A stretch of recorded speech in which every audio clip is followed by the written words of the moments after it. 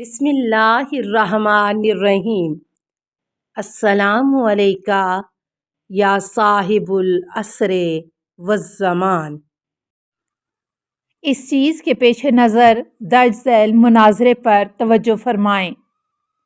ایک شیعہ عالم نقل کرتے ہیں، میرے اور امر بالمعروف اور نہی عن المنکر کمیٹی کے سرپرست کے درمیان حضرت عبدالمطلب اور جناب ابو طالب کی قبروں کی زیارت کے حوالے سے گفتگو ہوئی۔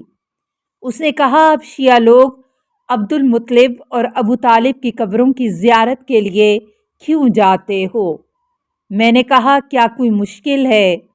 سرپرست: عبدالمطلب فطرت، خدا کی طرف سے پیغمبر نہ ہونے کا زمانہ میں زندگی کرتے تھے، کیونکہ جس وقت پیغمبر اکرم صلی اللہ علیہ وآلہ وسلم 8 سال کے تھے اور مبعوث برسالت نہیں ہوئے تھے، اس وقت عبدالمطلب کا انتقال ہوا، لہٰذا دین توحیدی اس زمانے میں نہیں تھا۔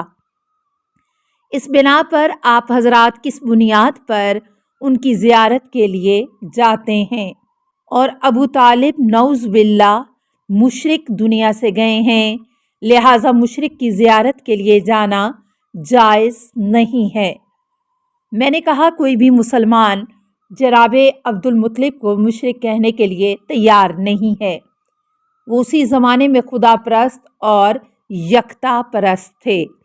وہ دین ابراہیم علیہ السلام کی پیروی کرتے تھے یا حضرت عیسیٰ علیہ السلام کے اوصیاء میں سے تھے۔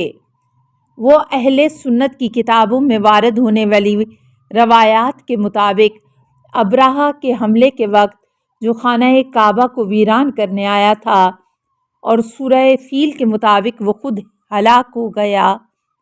جس وقت عبدالمطلب اپنے گھوڑے کے لیے ابرہہ کے پاس گئے تو ابرہہ نے کہا، میرے لحاظ سے آپ بہت پست آدمی ہیں۔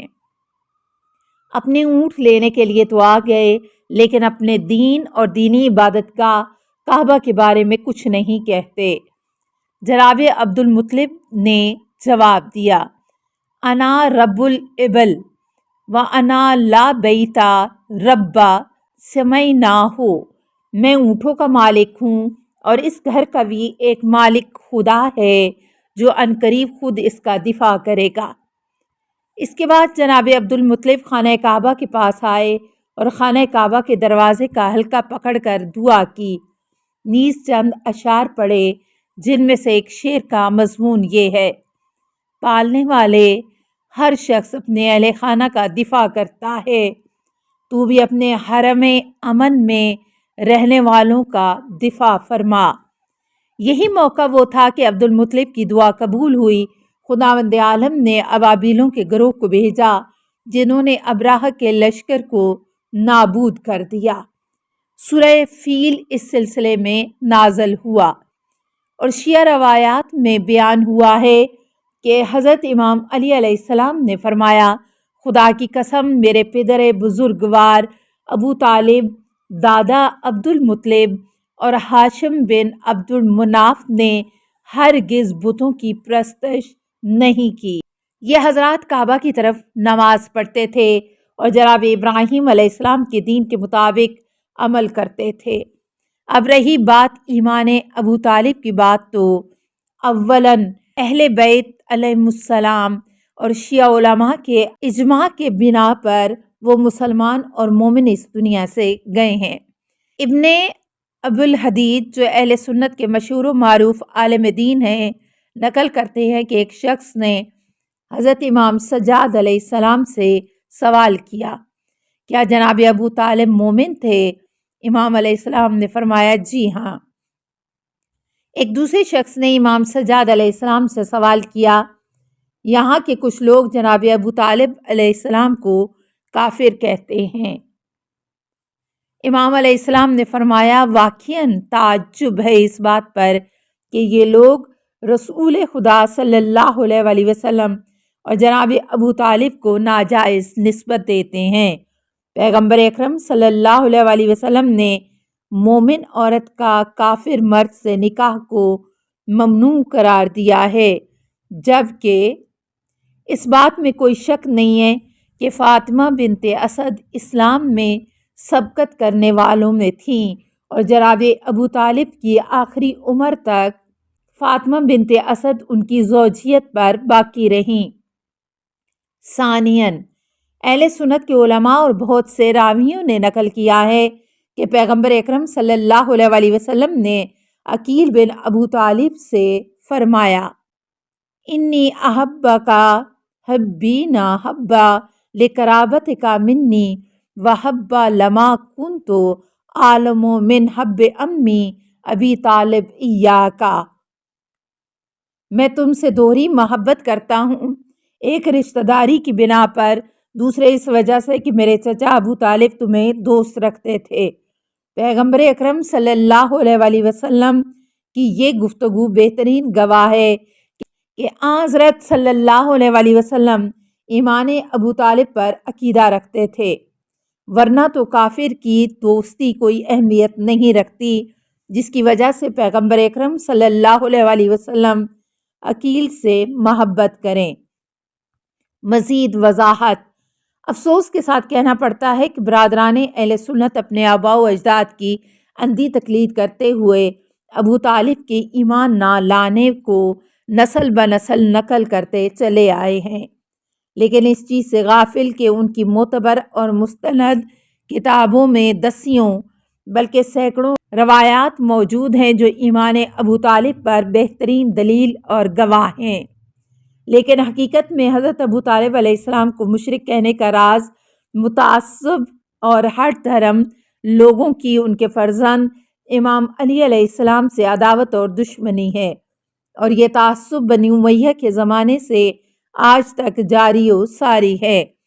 خود حضرت علی علیہ السلام کی قسم کہ اگر ابو طالب آپ کے باپ نہ ہوتے تو حضرت ابو طالب علیہ السلام کو پیغمبر اکرم صلی اللہ علیہ وسلم کا مخلص مومن اور پاکیزہ ترین چچا اور قریش کی سب سے زیادہ مومن شخصیت کے عنوان سے پہچانوایا جاتا۔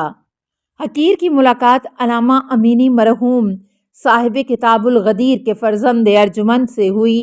جناب ابو طالب کے بارے میں گفتگو ہونے لگی تو موصوف نے فرمایا کہ جس وقت ہم نجف اشرف میں تھے تو ہم نے سنا کہ احمد خیری مصری دانشور حضرت ابو طالب علیہ السلام کے بارے میں کوئی کتاب لکھ رہا ہے۔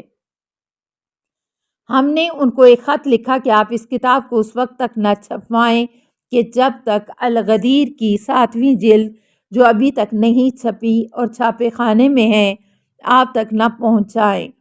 جس وقت غدیر کی 7ویں جلد چھپ گئی، جس کا آخری حصہ حضرت ابو طالب علیہ السلام کے بارے میں ہے، فوراً ہی ان کی کتاب بھیجی۔ کچھ مدت کے بعد جناب احمد خیری کا خط آیا جس میں شکریہ کے ساتھ تحریر تھا کہ الغدیر کی 7ویں جلد مجھے ملی، میں نے اس کتاب کو بغور مطالعہ کیا، اس کتاب نے ابو طالب کے بارے میں میرا عقیدہ بالکل بدل دیا، اور میں نے ابو طالب کے بارے میں جو کچھ لکھا تھا بالکل برعکس ہو گیا اور میرا نظریہ بالکل بدل گیا ہے اور مجھے ایک نئی فکر مل گئی ہے۔ آخر میں موصوف نے لکھا کہ حضرت ابو طالب علیہ السلام کا دفاع اور ان کے جہاد و کوشش اسلام کی نشر و اشاعت میں اس قدر زیادہ ہیں کہ تمام مسلمانوں کے ایمان میں ان کا حصہ ہے اور تمام مسلمان ان کے مقروض ہیں۔ سرپرست: اگر ایمان ابو طالب اتنا واضح اور روشن ہے تو پھر ہمارے علماء ابو طالب علیہ السلام کے بارے میں کیوں مختلف باتیں کہتے ہیں؟ اور بعض نے تو ان کے کفر کی وضاحت کی ہے۔ اس مشکل کا راز کیا ہے؟ میں نے کہا جیسے کہ اشارہ ہو چکا ہے، حقیقت یہ ہے کہ امیر شام کی حکومت کے زمانے میں حضرت علی علیہ السلام کے لیے نامناسب الفاظ، یہاں تک کہ نماز کی قنوت میں بھی لعنت کی جاتی تھی، اور تقریباً 80 سال منبر کے اوپر سے نعوذ باللہ آپ پر لعنت کی جاتی تھی۔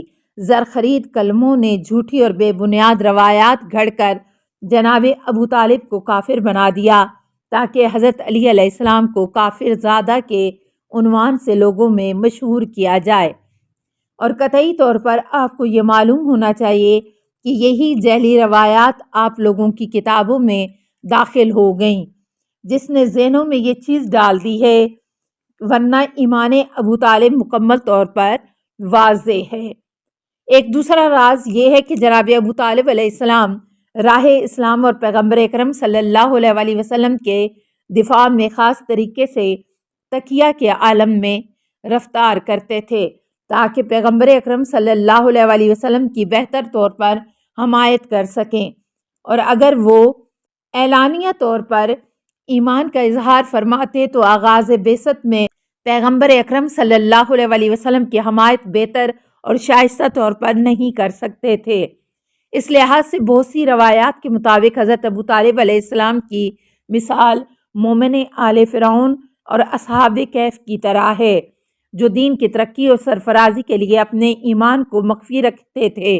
السلام علیکہ یا صاحب العصر والزمان، الامان الامان الامان من فتن الزمان، السلام علیکہ یا خلیفۃ الرحمن، السلام علیکہ یا امام الانس والجان، السلام علیکہ یا مظہر الایمان، السلام علیکہ یا شریک القرآن، السلام علیکہ یا قاطع البرہان، السلام علیکہ یا امام زماننا ھذا اجل اللہ فرجک وسہل اللہ مخرجک وظہورک، السلام علیکہ ورحمۃ اللہ۔ اللہم صلی علی محمد و آل محمد۔